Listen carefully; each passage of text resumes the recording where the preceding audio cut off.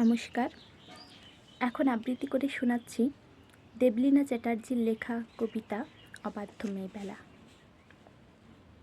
মেয়েদের অত জেদ ভালো নয়, কিসের দেমাগ অত?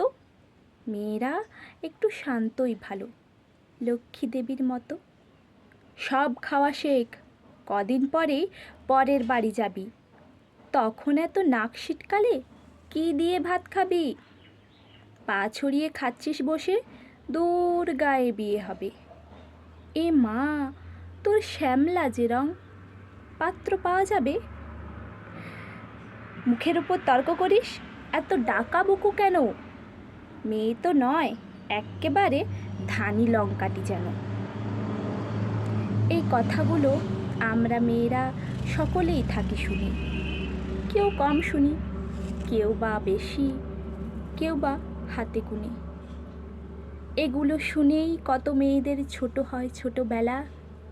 মেয়েবেলা বলে কিছুই থাকে না, সবটা পুতুল খেলা। কেন গো সমাজ, কিসের জন্য এত এক চোখে দেখো?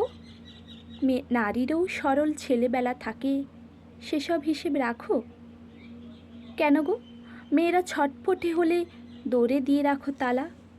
তোমরা জানো না দেবী নারায়ণী লক্ষ্মী ও চঞ্চলা। তোমরাই বলো মা কালিকা নাকি আমিষে পরিতৃপ্তা। আমি তবে কেন সব খাওয়া শিখি, ডাল ভাত থেকে শুক্তা? কেন পারবো না তর্ক করতে, যদি সত্যিই সঠিক জানি?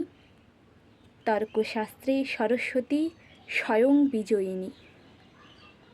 ডাকাবুকো যদি না হতো দুর্গা, অসুর নিধন হতো। সাধারণ মেয়ে সাহসী হলেই ধানি লঙ্কার মতো।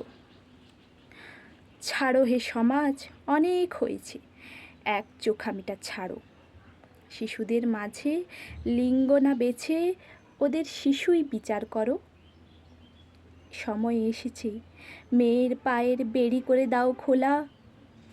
এরপর থেকে নারীদেরও থাক অবাধ্য মেয়েবেলা।